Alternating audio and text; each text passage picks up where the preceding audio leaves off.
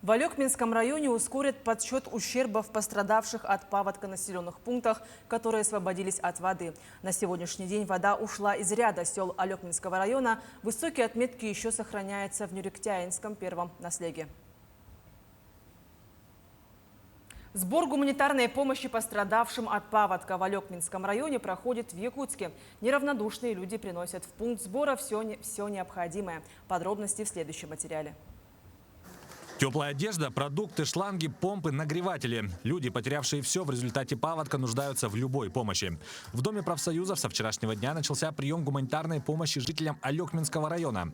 Первыми откликнулись народные депутаты Илтумен.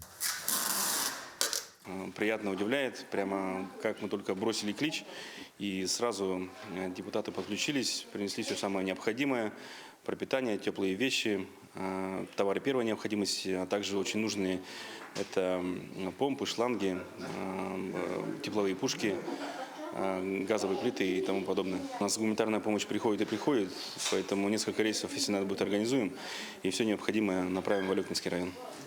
Также активно оказывают посильную помощь землякам и родственникам члены общественной организации Алекминского района. По их словам, поселок Кылах первый раз затопило в 1967 году. Далее весеннее половодье нанесло большой ущерб в 1999 и 2001 годах.